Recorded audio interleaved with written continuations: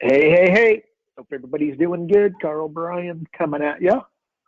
My boy Kenya Pat with me. Yo, yo, yo. Kenya Pat, what's happening, buddy?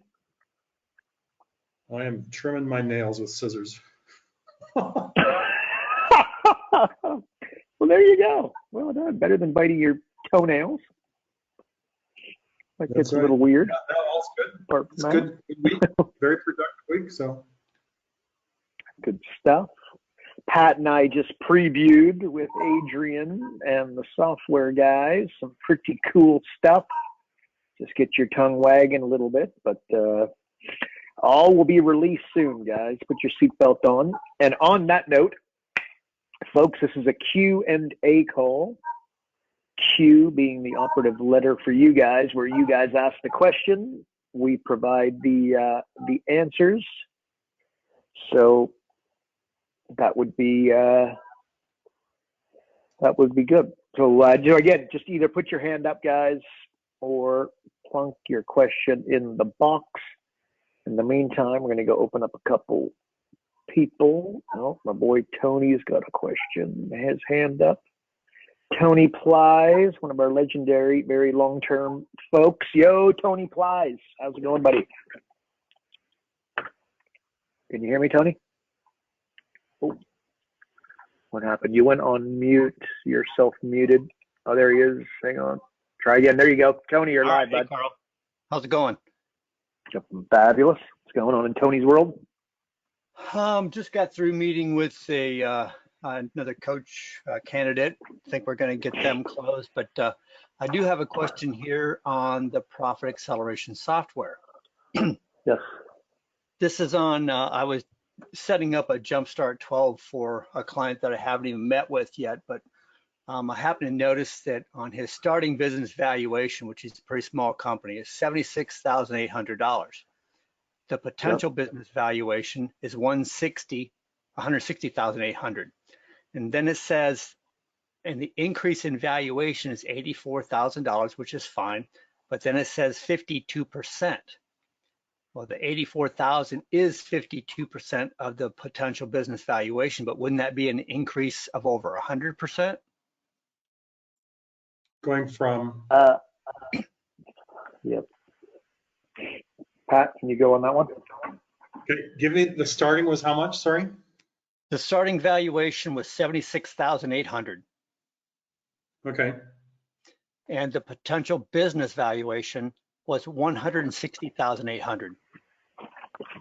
So it says an increase in valuation of 84,000, which is correct, but then it says 52%, meaning that No. I would take that as an increase in Yeah. valuation, but 52% is what we actually is part of the potential business valuation. Yeah, it's not the growth. it should be an increase of, well, from 76 to 160. That should be over 100%. 120. Correct. Yeah. Yeah, but it's showing me 52%. I would have to see your screen. Need It's to. similar to a coach I met with today, and he was very sure that our valuation was wrong. And I looked at his, it's like, okay, finally, he couldn't explain it, but we finally had a meeting. We thought it might be a Chrome issue or something. He just entered some numbers in incorrectly. So I'm not saying that's your case, but it just really helps me to see your screen. Yeah, I'll send you a See what's screenshot. That'd be fine. Also, send me a screenshot of your valuation questions. So when you're in Okay. here, how are you answering these? And also your financials. Okay. Yeah, screenshot of the financials, screenshot of your answers, and then the summary screen. Probably the best way. Yep. I can do that. All right, I'll just send those to you then, Pat. Yeah, do it right now. It might even be I'll have an answer for you by the end of the call. Okay. Yeah. But if you look at Tony, if you see Pat's screen, like again, as I look at that, I mean, that's a like, you know, the valuation, the business valuation at the bottom, like that percentage seems to work. So you might want to just go through your numbers again and make sure you're not using Chrome, by the way. And for everybody listening, Yeah. careful No, I know on that. Chrome. Chrome's funky as anything. That's not our software. That's software generally. They'll tell you that. So Right. Little FYI. You almost done? Cool. And anything else, Tony? What else going on, man? Keeping busy? Well, like I said, just working on recruiting more coaches, and I think we've got some good ones that should be coming up here, but in that regard. But just wanted to make sure I'm up to date on the software, and I like everything that you guys are putting out. And every time you tell me there's something new coming up, it gets exciting. So I'm looking forward to seeing it. Cool. And for those wondering what Tony, so some of you guys, like as you guys become more, you guys probably, Tony, you guys probably, we reference it a number of times, but Tony is the one, he was driving by a billboard, one of the best stories. So he's driving by a billboard, and I had just finished, I can't remember, Tony, it was maybe a Ask the Expert call, or it was one of our group calls, right? And I'm like, well, no, just, you know, you're looking at an ad, just call the guy and say there's a mistake. He's going to call. He's going to say, oh my gosh, and he's going to think it's a spelling mistake or a phone number mistake, et cetera. You say, no. The mistake is that it's a dog's breakfast, right? Like, you know, your ad is never going to work like that for these reasons. Anyway, so Tony did exactly that. And he did it on a billboard. The guy called him back. Tony, I want you to reinforce this because I'm sure I might be getting a little bit of it wrong, but generally I'm getting no doubt the nuts and bolts of it. But he's driving by, he sees a sign, he calls the guy, leaves a message. The guy calls back within minutes. He's still in his car, and Tony closes him as a $2,000 a month, $24,000 coaching client. Was that, yeah. Tony? How'd I do? Is that kind of what happened? That's pretty close. Yeah, that's pretty close. It was an attorney of all things, and he called me back in 7 minutes. So I wasn't prepared for that.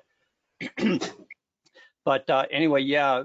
And just for those of you that are listening and wondering what, the issue was, is when I had left a message and said there's an issue with your billboard, he called me back and wanted to know what the issue was. And I said, the issue is that you're getting very elementary, very basic advice on your advertising, because I didn't want to offend anybody. But I said that I can tell just by looking at it that the advice you're getting is elementary. And he kind of wanted to know what that meant. But anyway, yeah, make a long story short, he insisted on an appointment the next day at 2:00. Boom. I love it. And $2,000 a month, was it 24? Was it $2,000 a month? Is that what you closed them at? 25. 25. There we go. Even better. I love it. Well done. So anyway, so Tony is one of our, how long have you been with us, Tony? I don't know. How long have you been with us? Probably, 7 years. Here we go. Boom. So anyway, so he's building, so when he mentions coaches, he's, again, as our more successful coaches tend to do, they, it's time to put a team of coaches underneath them. So if you're wondering what he's referencing as far as coaches go, that's what he's talking about. So as you guys become more successful and whatnot, if you want to build a team of coaches, we highly recommend it. That's what a lot of our heavyweights do. And there we go. But anyways, Tony Plies, always a pleasure, man. Good job. Anything else, Carl, on the software, by the way? You all good? No, I'm good on that. Otherwise, it's awesome. It's a real closer in its own right.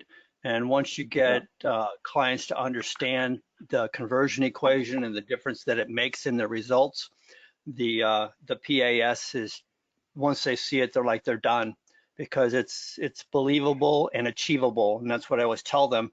So when you're going through putting the numbers in, always making sure that you're being conservative with it, so that, and I tell them this at the beginning, so that at the end, when you see what this is able to do, that you already know it's believable and achievable. So it's game over after that. When you say low percentages, what number do you tend to use? Well, it depends on what their total revenue is, but I can tell you that if I have a client that tells me, their total revenue is $100,000, I know I'm going to need some bigger percentages, around 10%, to be able to find them another $100,000. But if they tell me it's $1 million, then I'm going in with 0.5%, 1%, maybe 3% on some things. But those are minuscule, and they will tell me that, oh, we're going to do way better than that. And I've said, I'm sure that you will, and I have no doubt. But again, I want to make sure that at the end, when you see these numbers, because they're going to be big, that you already know that's a believable number because it's coming from you, and it's an achievable number. Yep. That's good. Okay, Can I ask, Tony, so when you say that, do you then go on, because Pat's, he's talked about compounding 100 different times on this call, and, we created a video basically around exactly that in the training. When you say the numbers are going to swell up, do you go and explain compounding and why they grow so quickly and by so much, or do you just leave it at that?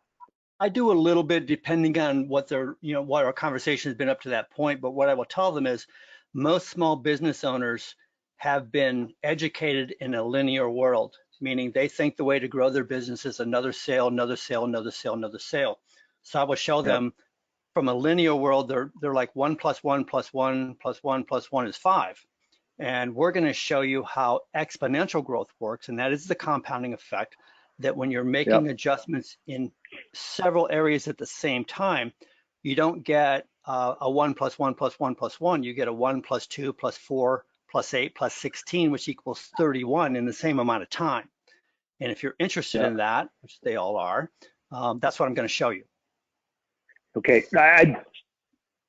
Everybody listening, what Tony just did is exactly like he explained compounding. So that would be fair to say that you explained that they're going to grow pretty quick, but what you just did is you explained that these numbers are going to compound and gave them a real elementary but good lesson on it. So, exactly, so you do actually back it up. Okay. Well, I want them to understand the difference before we start getting into it, so they know what we're going to be talking about. Okay, that's just important, guys, because again, Tony doesn't just go in and say your numbers are going to get really big really fast.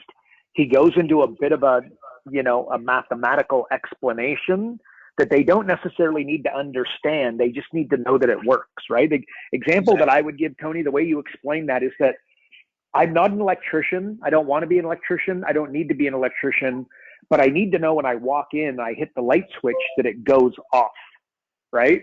That the lights go on, and then they go off when I want them off. Right. That's what you kind of did with your explanation. You just said, look, don't worry about it. When you walk in the room and you hit the light switch, then the light's going to come on. And when you leave the room and you hit this light switch, the light is going to go off, because you don't care how it works. You don't need to know how it works. Just know that it is going to work. So that's kind of what he was doing. So anyways, I like it. That's awesome. Keep crushing it, Tony. Well, and, the thing that you want to know as well, and that I tell people, that when we're using their numbers, if I use a number, it's my opinion. If we use their numbers, it's fact. Yeah. Good. Yeah. Okay. Another very valid point there, folks. Okay. Love it. Tony, appreciate you, bud. Good stuff, man. Thanks. High five. All righty. Let's put Tony back on mute. There we go. But you know what I'm hearing, Carl? Yeah, please. What I'm hearing from Tony is confidence. Is that positioning of confidence as you're coming out. It's really awesome to hear that, and certainly something that we need to emulate. Yeah, absolutely. In fact, I wrote a couple emails over the last few days just about a little bit about vibe. It's like when you go to a high-end steakhouse or a high-end restaurant, the waiters aren't overly sweet and nice, and you know what I mean? They'll sit there and build a tremendous amount of rapport. They do it naturally. And what they do is that the waiters in a high-end steakhouse are of a higher status than the diners. It's a real important lesson, or not lesson, but I would just encourage folks to, get it. And are you going to be able to bring that across immediately? Maybe not. Did Tony bring that across immediately? Maybe not. But as Pat just recognized, he does now. It's something you get over time, but again, you're going to be their mentor. They need to feel very comfortable that you know your stuff. So you need to be talking in such a manner, with authority in your voice and whatnot. And that's what Pat's picking up with Tony. And I would totally agree. Pat, did I explain that? Do you agree with what I just said? Yeah, I mean, it's so important. And yeah, I think I've struggled in the past because I've gone into a situation where I kind of said, well, this is what I'm really good at, and this is not my area of strength. And I should have shut my mouth at before I said, this is what I'm not good at. And just, you have to exude confidence. Like I've told people in the past, I'm an MBA, but I'm not really good at finances. I should have never said that. I Yeah. should just go Okay. positive the whole way. And you learn the hard way, unfortunately, and you make mistakes over the years and you grow in wisdom. And the way you grow in wisdom is by making dumb decisions and paying the price for it. So, Yes, I've done that. I've done that. Very I'm an once or expert in twice, that yeah. area. Once or Yeah, twice. once My or twice. wife, Yeah, that, you know, yeah. So your wife. What you broke up there? Your wife? What? Sorry. she pointed out a fault once of mine, and I proved her. Yeah. I proved her wrong. Otherwise, yeah. Well done. Well done. All right. Okay. Cool. We got some questions. And once again, guys, you get a question, just raise your hand or plunk it in the box. John Cunningham, we are coming for you. You're self-muted, my friend. I think he's got something to explain to us here. Yo, John Cunningham, how's it going? All right. Well, I was just trying to point out that on the screen where you've got the starting valuation and the potential valuation. Yep. So the starting valuation is just a shade under 1.2 million, and then the final valuation is 1.574 million. The increase in valuation is 375,000, as it says, which is 25% of 1.5 million. It's not 25% of 1.2 million. 24%. 24% of 1.2 million is a shade under 300,000. So you're saying that Tony's numbers worked properly? No, I'm saying that the problem that whoever it was, Tony was expressing. Tony. Yeah. Yep. Are replicated in what's on the screen here, and that technically is incorrect, because the increase in valuation should be whatever 374,000 is over 1.2 million, which is around about 32% or something like that. Okay. I'm just writing numbers here. Yeah. It should be 31% on the screen. Yeah, sorry, I was doing that in my head. I didn't. No. I had an Excel spreadsheet. I just did 1,574 divided by 1,199. I got 1.31, so 31%. Yeah. So okay. Well, there's something to add to the long list, the laundry list. We're happy to do that. So thank you for pointing that out. Cool. Absolutely. And John, anything else for us? Have you been using the software? Clearly, you're pretty good with math, I take it. What do you think? Any questions? Any thoughts? Any feedback? I'm only a week into the program, so I'm just freshy. I'm just learning the software. So yeah, so far so good. Awesome. That's what we want to hear. Good stuff. All right, cool. We're going to put you back on mute here. Appreciate your input, John. Okay, Plunk and Lois has got a couple of questions. Okay, so she's asking about Chrome. Guys, Lois, I'm going to open you up here. When you use the software, and in fact, this isn't our software. This is many a software out there. Chrome is known to be very, very buggy and funky, so don't use, moral of the story, use something like Firefox, Bing, what have you, versus Chrome. Lois, I'm trying to unmute you. You're self-muted, my love, if you want to ask a question. She's asking if you did a PAS. Tony, I'm going to come back and open you up if oh, he's gone. Tony had to jet out, it appears. Lois, I'm going to say yes. He called the guy, said there's something. Oh, there we go. Lois, you're live. Hi there. Can you hear us? There we go. Yeah. Okay. Tony has taken off, but I dare say yes. Here's the process that I would follow, because you're asking that question because you want to know the process you should follow, right? Actually, yeah. You call and say, look, there's a mistake on your ad. My name is Lois. Here's my phone number. They call back, hopefully within 7 minutes, like what happened with Tony, and you will get callbacks on this. We've had lots of people use this.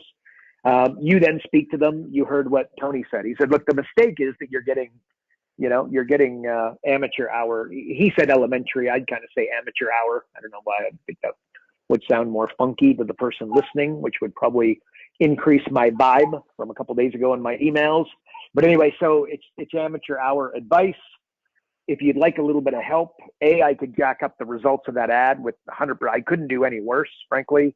And then 2, I've also got some software that will find you $100,000 in 45 minutes without spending $1 in marketing or advertising. It's got 497 million weighted algorithmic sequences that will rip your current business and situation through. It'll populate a roadmap, and then you'll be able to use that moving forward, right? If you say that with some authority, like Pat said a minute ago, with a little bit of jam, I think you got yourself an appointment pretty comfortably. And here's what I do, Lois, is a bit of an X factor. Because you called them and you said that, you called their baby ugly with the ad, I'd be sending them to the Everything is Wrong video to watch in between that call and then you guys getting together and doing the PAS. And the reason is that when he watches that video, he's then going to be able to see why his billboard, his ad, whatever it is that you called off of, they're going to be able to see exactly why it was a little bit of a, it was a swing and a miss, and they're going to be incredibly excited to hear what you've got to say in your meeting.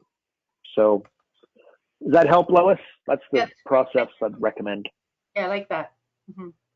Cool. Okay, so that Everything is Wrong video it's really good. And for anybody listening and wondering where it is, you just go to your domain name, like your membership site, your e-learning system, and go your domain name /wrong, and the videos there waiting for you. So there you go. 2 bananas. Lois, does that help, bud? Yeah, it's really good. I appreciate that. Thank you very much. Beautiful. Okay, we're going to put you back on mute. Appreciate that, Lois. Give me 2 secs here. Okay, John Howard. I know it's coming because he emailed this through. John Howard, we're coming for you. There we go. John, John, you there? Lynette? Yeah, but it's John. John, you there, bud? Yeah, you hear me? Hey, Cam, what's happening? You're confusing us. You're in there as Lynette, your wife's name, but lucky I'm on the ball. It's always under her name, but you guys got to figure it out. Smart husband. You see, this is where I can learn a thing or two, right? Happy wife, happy life. That's the way it works. Yeah, she takes all the heat. So anyway, I can repeat the questions if you want, or you want to save time. If you could, because I know you messaged them through. Look, let's freestyle a bit here, but I'm pretty sure. Sure. Hit me. So I start off by saying that I don't really utilize this as most of the typical LPW coaches, but I did go through the training a while back, so I've looked at all the training videos. But I'm specifically looking to see how this could help, and I'm sure it can. I'm sure a lot of the normal functions, but is there, specifically as it relates to acquisitions, because I'm teaming up with another gentleman. I sent you his website, so if you look at him, I'm not sure. That has an acquisitions course. So we're actually running people. Yep. He's actually already doing it with marketing agencies and the like, digital agencies, and this is going to be directed more toward healthcare professionals and other entrepreneurs. But in any event, so it's really looking to see how can it be utilized for the direct clients that we have, the guys going through the course looking for acquisitions, so they're buyers, obviously. But then as they find targets, potentially how could it be used with the sellers, since we all know sellers don't plan very well their exit strategies. So that's really, that was the question. Okay, yes, okay. What's that? What was that? No, I was going to say, it's funny you have up on the screen today business valuation. You sort of went straight there, but I'm not sure exactly what you want to take the. That's it. Boom. Yes. I want to get Pat's input as well, but let me answer first. Okay. So I'm going to break that up into 2 categories, not just for, and guys, John's he's a doctor, and Pat's a pretty smart guy. I am not. Okay. So these 2 guys are going to leave me in their shadow. Pretty smart dude on the phone is what I'm getting at. So John, I'm going to break this up into 2 categories. 1, you've got buyers, and then 2, you've got those exiting. Would that be a fair way of breaking that down? Correct. Right. Yep. Okay, so let's go buyers first. Okay, so nobody buys. Here's a mistake that people make, by the way, is that, let's say I'm going to go and buy a hair salon and there's 10 chairs. They buy the hair salon with 9 to 10 chairs full, right? And what ends up happening is they're buying a business that doesn't have a lot of room to grow. And now all, the best that you can hope for is a little bit above status quo, right? That's not, if I'm going to buy the hair salon, I'm going to buy the one with 2 chairs, and I'm going to buy it for next to nothing. And I'm going to have 8 chairs to grow with. And no doubt I'm just using those as arbitrary numbers, right? So you want to know that there is potential. So with that, with the buyers, there's untapped potential in this business. The question is, where is the untapped potential? So you could marry up with the buyers in a very real and tangible way to say, not only are we going to help you buy a business, but we're going to help you go. And there's going to be 8 chairs open, which is any dum-dum could walk in and see, look, there's opportunity here. But then we're going to be able to go into, let's just assume, the other 39 areas of the business and be able to turn our screwdriver ever so slightly, the way that we were talking with Tony a minute ago, and, small incremental improvements in multiple areas, and they're going to get this compounding effect. So, because nobody buys a business and then wants status quo, right? They buy it because they think you're making a mess and that they're going to create this beautiful Mona Lisa, right? Would you? Right. So picture the buyers buying it with the software and not the software, but the report that comes with it. Like, that's because they think that they can fill the 8 chairs, but that they can fill the 8 chairs plus, and plus, right? And they don't know what those pluses are. Did you see how that would work well as a sales pitch, and not only a sales pitch, but tangible value? Yeah, absolutely. So basically you're describing, I think, and this is where my lack of experience with the software comes in, really just utilizing it like you would in any normal business. Exactly. Important, 100%. I just use it exactly like I would with any traditional coaching client, but the manner in which you're using the roadmap is going to be slightly adjusted. Yep. Right. Okay. Absolutely. Okay. Okay. And then those exiting, look, get it now. They've got 100% different mindset than the guy that I just described. So he's looking to maximize his value. Again, a mistake that people make. All the value, like as an example, okay, you've got 2 different types of company. You got a guy who sells dogs for a living, and let's just say that they're pit bulls, right? And then he sells the dogs, and they're $5,000, they're $10,000, whatever, right? Depending upon a bunch of stuff, mom, dad, the breed, the family history of the dog, etc. Will depend on what the price is. But let's just say they're selling dogs at $5,000, and they have they're doing this at a decent level, so they're making a couple $100,000 a year selling purebred dogs, right? That's okay. That business is worth exactly 0. So when I say value, this isn't just for you, John, this is for everybody listening. When I say value, I don't want you to think of value in the traditional sense of I bought something and it was great value. I want you to think of value as what they ultimately sell. Okay. So the guy that I just described made, what did I say, $200,000 a year for a few years. Congratulations. But he built exactly nothing. All right. So how do we fix that? Well, if you sell purebred pit bulls, there would be an argument that, like, what do dogs do on a daily basis? And a hint, it's the same thing that we do on a daily basis, and that would be eat, right? So if you thought about it in a different way, I'd give you the pit bull for free to sign you up to buy my dog food. And although I would make less money in the first 12 to 24 months selling food than the $5,000 up front for the dog, I would build value, and basically that's you reordering every, 1 to 2 months the dog food. So what I would do is I would combine the 2 of those, and I'd have myself a thriving business, and I would build up a tremendous amount of value, and then I would ultimately sell my business for X, a couple $1 million in 5 years. But it would be on the back of repeat business. Without the repeat business, without the dog food, they built nothing, right? So I would have this is the kind of conversation I'd be having with them. If these guys are exiting, there's a good chance they already have that, but I wanted everybody to hear that because that's an important part of this. When somebody goes to buy would you agree with that, John? Any feedback so far? I'm going to continue on the exiting, but the recurring revenue is huge. That's it. Well, not only is it huge, but it's without it, like a realtor will never sell his business. There's nothing to sell. Zero, zip, zilch, nada.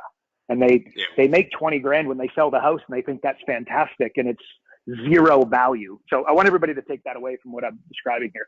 But anyway, so when you go to sell your business, it's that dog food business I just described. You want to maximize the value, which is the dollar amount that you ultimately get for it, right?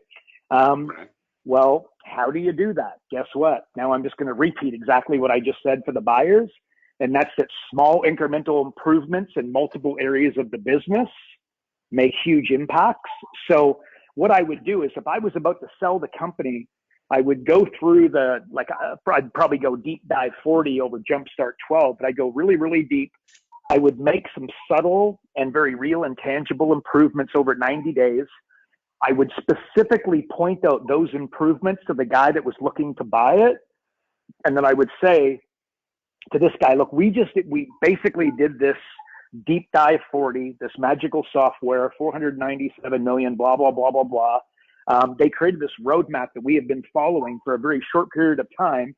Here's the tangible increase in revenue. Here's the tangible increase in profit. Here's the tangible increase in value in the business over the last 90 days. If you continue on this run rate, again, for the $2 million, you're going to sell us this business and the X, revenues and profit that we have got. I think that you are absolutely going to knock this out of the park, right? And remember what I did in one. When you're buying the business, you're buying it because you think they're a dog's breakfast and you're going to take it to new heights.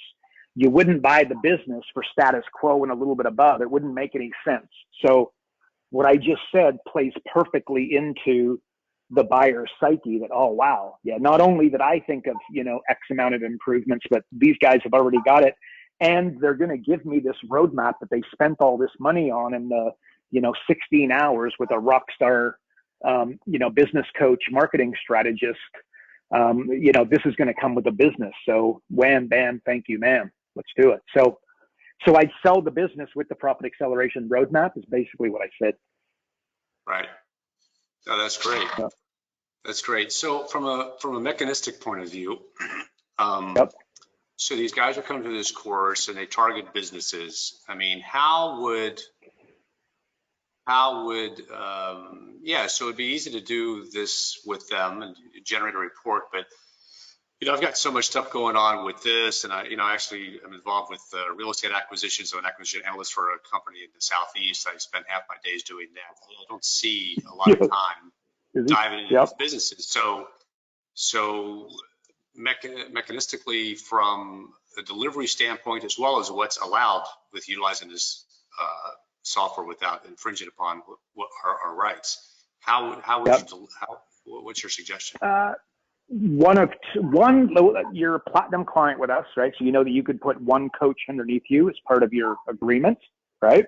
There's some little gray that you just, if you want to do that, you put one, like, the business broker you just described, right? He basically could become the guy, because like you said, you're a busy guy. You got this going on, that going on. A lot of other people out there looking for opportunities, right? So you could go to that business broker as an example and say, look, let's partner up on this, put this thing on steroids, and that he basically can become the coach underneath you.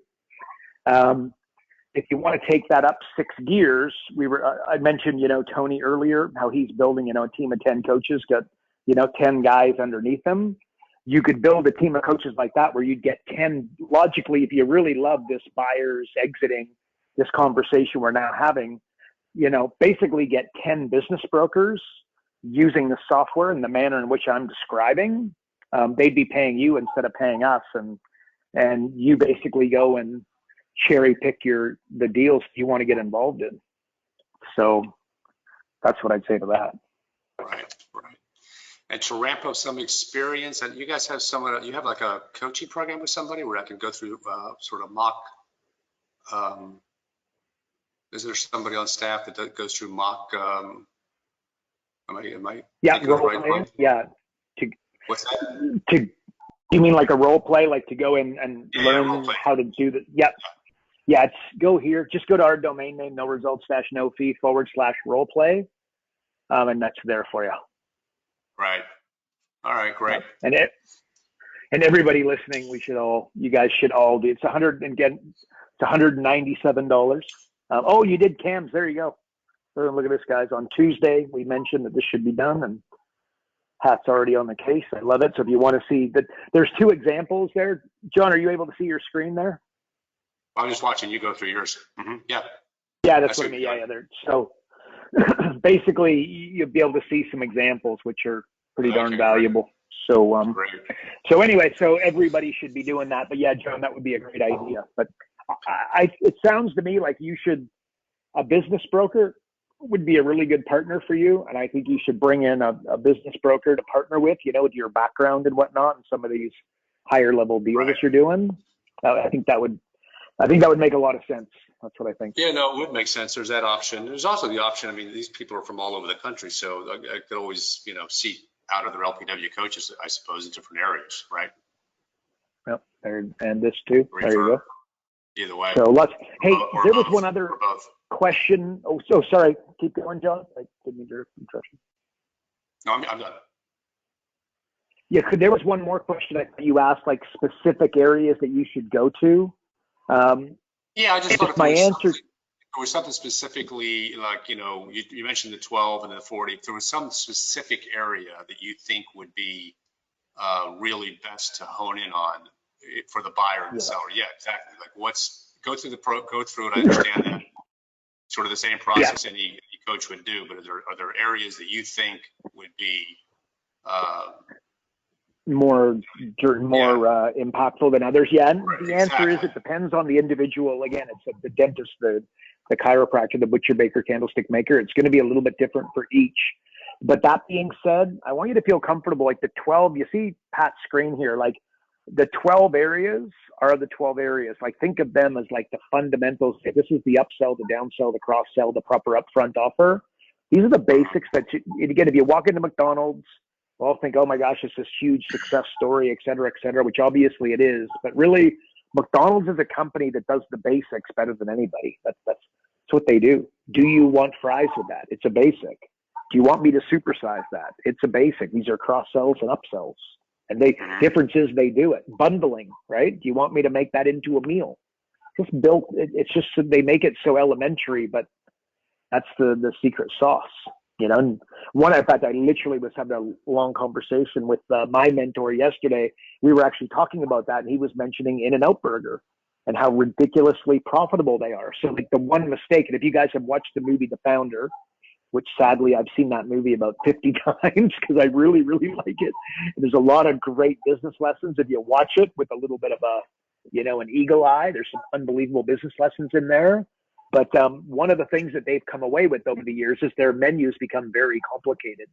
And if you go to In-N-Out Burgers and you go to Five Guys or, like some of these, what do? They do the burgers, they do the fries, they do the milkshakes, and they're ridiculously profitable. So they're just keeping it tight, right? So I've often used Apple as the example, like that's probably the most successful brand in the world, somewhat debatable, but it's definitely top three. They do the average business owner, the chiropractor, whoever it is, they organically and instinctively go to more products, more services, and then lower prices. Like that's where they automatically go. And if you look at Apple, they have very few products, very few services, and high margins. You know what I mean? Like so Apple is doing the exact opposite, and it's probably the number one company in the world. When I say number one, most profitable business in the world. Right. Apple is right up there, right? With the Ferraris, the Louis Vuittons, and it shouldn't be. It's a commodity. It's a phone. The other phone companies are scrambling, right? And Apple get luxury margins for what in this day and age and as advanced as phones are should just be a commodity. It's wild. So anyways, a bit of a lesson there. So, right. And I'd be saying all of this to the guy who's looking at buying a company and saying all of this to the guy who's looking at exiting a company. Right. So basically, it really is no specific side. It really depends on the business. Yeah, exactly. It's a little bit additive. And that makes total sense. Yeah. Yeah. Pat, may I just throw this over to you for a sec? Anything that you'd add, subtract, comment on? Well, I think there's some good lessons for the whole group here, and is that when you're going into a business, you're able to do an assessment of a business. And very often you'll find they're doing so many things poorly. So a couple things will happen. One is that you realize you can really help this business grow.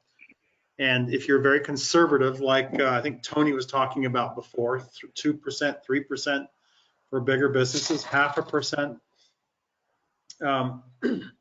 Or if they're a smaller business, maybe you're putting 5 or 10%. But the key here is to be really conservative with your numbers. Now, what happens is if you look at something like this on the screen, you got $1 million business and $630,000 of additional revenue. If you see you can help this company, they're either going to ask you to help them as a consultant, or because you've been so systematic, they're going to ask you to come in as their CEO or their head of marketing or something else like that. You're going to want to give you a job, and you're in a very good position to negotiate if that's what you want to do. Or if they're an absolute screw up. Okay, so think of businesses are in two categories. There's screw ups and there's setups. So the company you're looking for actually is the setup. Screw ups are something that you could help all day long and they're not going to do anything. Setups are like you can blow on them and they're going to grow. So if you find a setup, the other option is you can buy the business, because you realize that you could go in and make such a massive improvement because they're doing absolutely nothing right and they're still making profit. So if you think about the positioning that this does as a consultant, you can go in, use the deep dive, do a full day assessment if you're looking at buying a business, or you have that possibility, and they have to answer everything. I'm not sure if they will or not, but they're supposed to be answering everything honestly as you go through it. You're doing your due diligence. You might find they're an absolute setup to grow, and that's just a great position for you to come in, make a massive improvement. And maybe it's not even you that has to do the work, but you could outsource or hire someone to do it for you, depending on the size of the type of business or your experience. So there's some great opportunities there, but just know as coaches, you will get offered jobs because you're evaluating their company and assessing their company at a much higher level than most business coaches will. I was talking to a coach today. He's now in California. He used to work with Emirates Airlines in Dubai, I believe, and he said the CEO was just a consultant who came in and asked a lot of good questions, and he had the job of CEO, and he helped them find out how to grow. So that's the one thing. On the other side, let's see what John was asking there. For those who are exiting a business, yeah, if you could come in and have a look around, do an assessment, even if it's a Jumpstart 40, do a brief assessment, and you could say to the people, look, you know, let's, before you sell it, let's put together a plan, like Carl said, 90 days. Let's see what we can do in 90 days. Let's do what's realistic.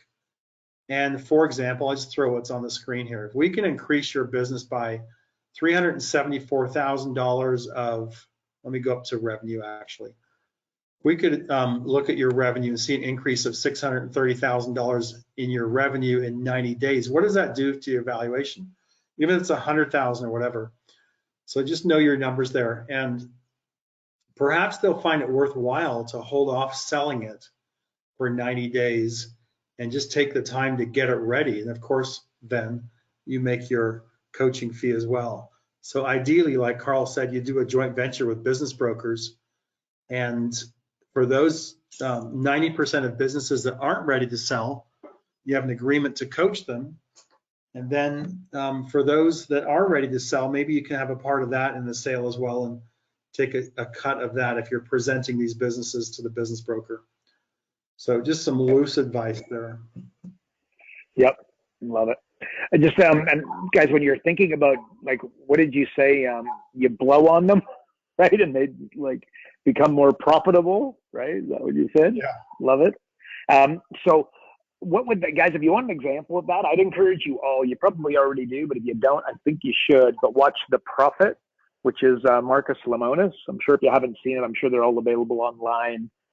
Just set up your TV to automatically record them. There's all kinds of reruns over many seasons. But he goes in, if you look at his framework, he goes into company with like, I'm not going to say high revenues, but high revenues. Let's just use $1 million as the arbitrary number, but they got to be doing $1 million, but they've got really, really tight margins and that their expenses are too high. So they've got a company that's doing sales, obviously bringing in consistent and somewhat systematic sales, and then they have really low profitability. So what he goes in, and one of the first thing he does is he goes in and increases their profitability as a framework. So that would be, if Marcus Lemonis were to be here and we were to ask him, what kind of business do you look for? Which one could you blow on and basically be able to make a pretty impressive profit?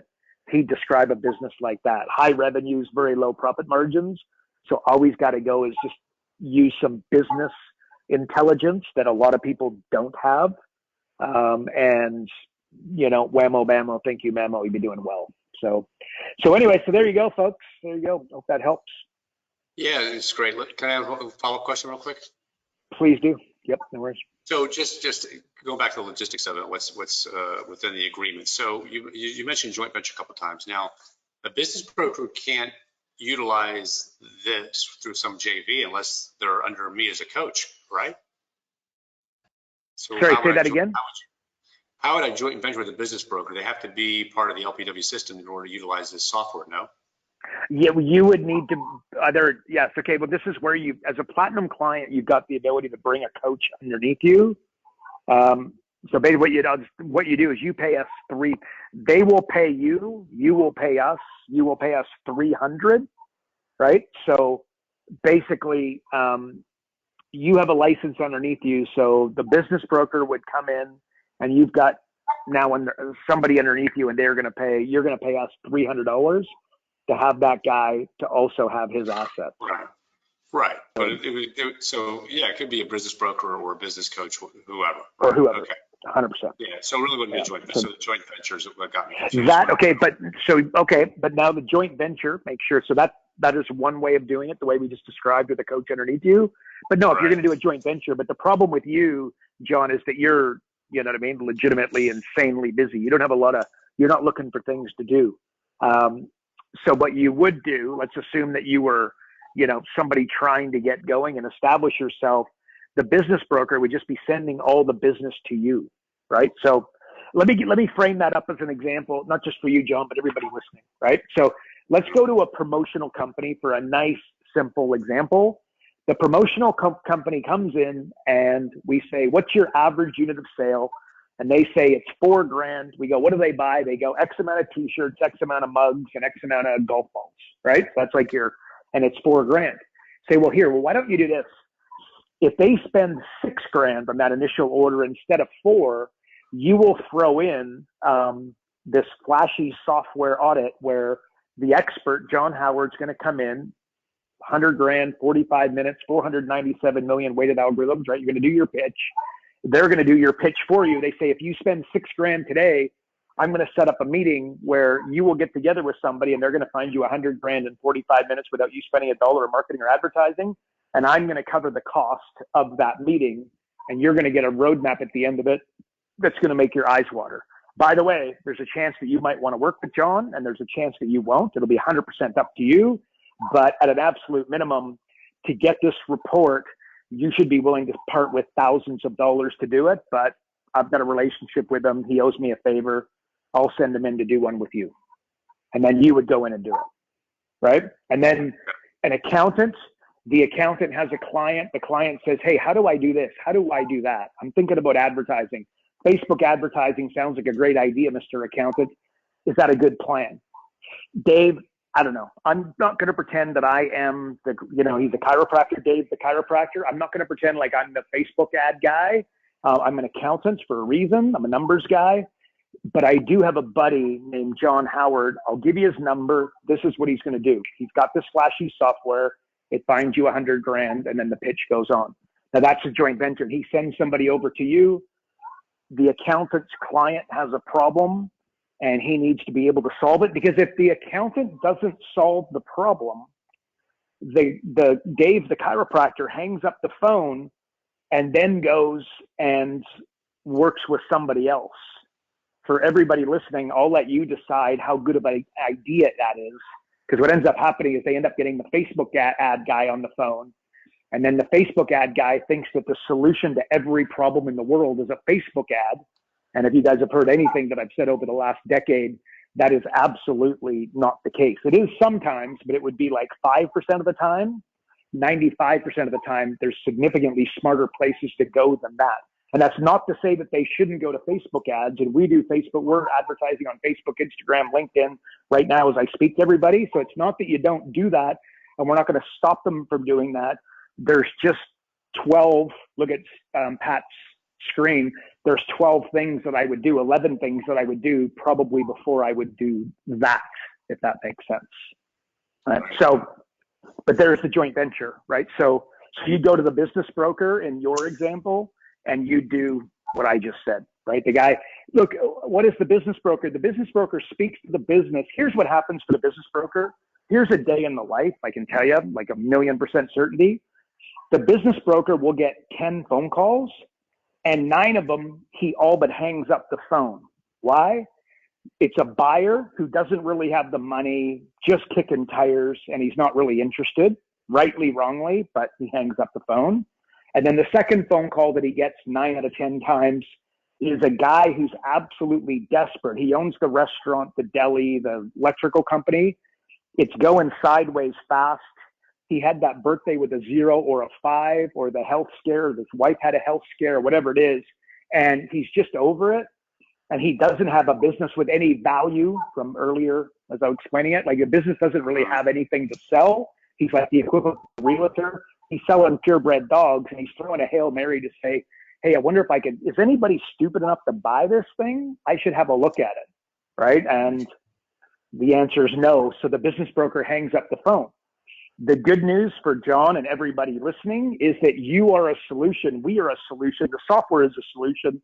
Our entire company is a solution to the 9, and it's probably 9.5, by the way, but the 9 of 10 phone calls that the business broker hangs up, it's right there. And by the way, here's the other X factor. So if you introduce me to a business broker, think of what I just said. And if you went into Common Sense Corner, if you were the business broker, would you not build a system for the 9 and 10 instead of a system for only the 1 and 10? Like, ding dong, right? Like, it's crazy. Like, any business broker that doesn't do consulting is like crazy. Like a business broker, guys, for everybody listening, John knows this, but everybody listening, a business broker will do, if a business broker sells 5 companies a year, they're like in the top 10 to maybe 5%. Right? These things aren't like, you know what I mean? There's not a lot of action. You'll talk to a business broker that's 2 years into it and only sold 1 business ever. Like, that's reasonably, that will happen with 100% certainty. So I'll send you back to Common Sense Corner, and then you tell me what the guy's wife's thinking, right? He's getting dressed up in a suit. He's like, who are you sleeping with at this office that you keep going to? Because you've been going there for 18 months and I've seen 1 check. Like, this is stupid. Like, what is going on? Like, why is your suit not smell like perfume? Because something's not adding up here. I'm being funny, but you know what I mean? Like, it's insanity. So again, the business broker should be doing consulting. So I would frame this another way. Let's just say the business broker makes 80 grand a year over, 3 years. Because again, 1 year he sells nothing, another year he sells 3 companies, makes 80 grand a year, might be 150, might be 250, doesn't matter. He makes 80 grand a year. If he did consulting, he would make 280 grand a year because he'd be selling to 9 or 10 phone calls. So if I talk to a business broker who's getting 10 phone calls, what I tell him is, how many ads are you running to get those 10 phone calls? He says 7. And I say, over the next 12 months, I want you to turn 7 into 70. And we're just going to slowly do it. And so he's hanging up the phone 9 and 10 times. I'm telling him I want to pour gasoline on those phone calls because these are the guys that he's selling. This is the opportunity in his company big time. And he's missing it totally. I don't know. What do you think, John? You agree?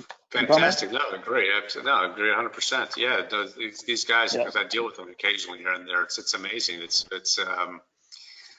you know, I liken them to anesthesiologists. It's like 99% boredom and 1% crisis, you know? So it's just, you know, you sit around and Yeah.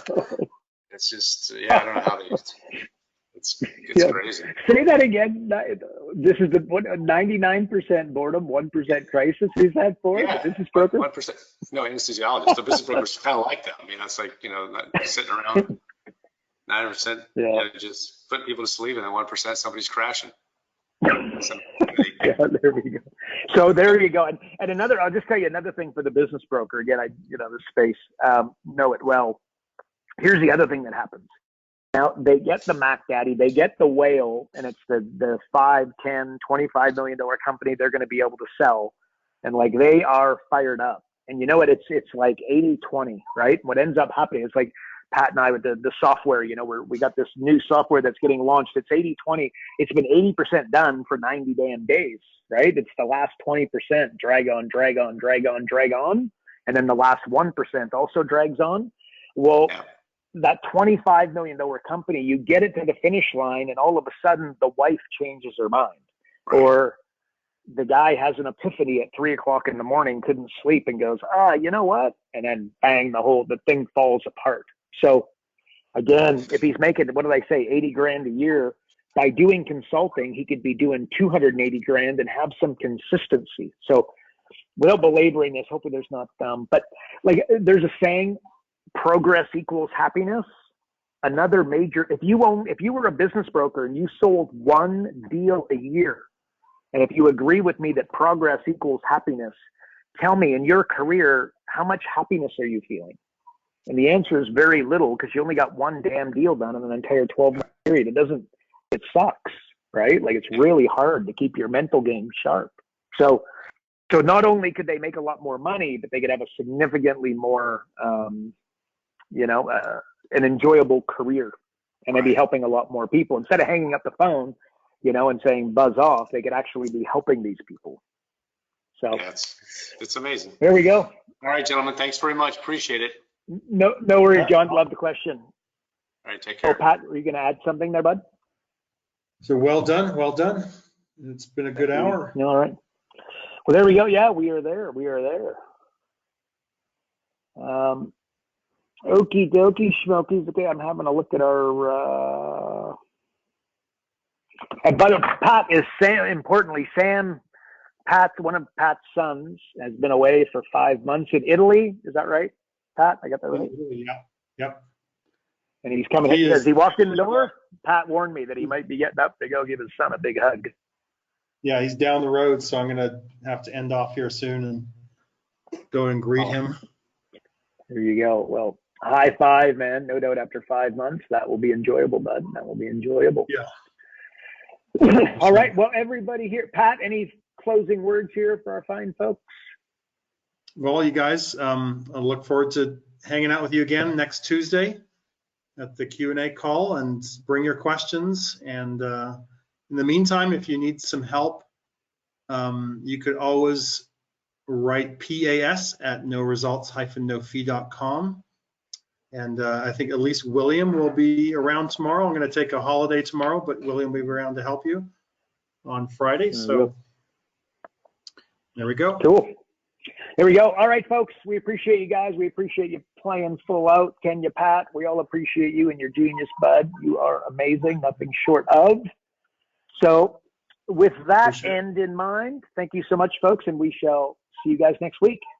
All righty. Bye-bye. Bye-bye.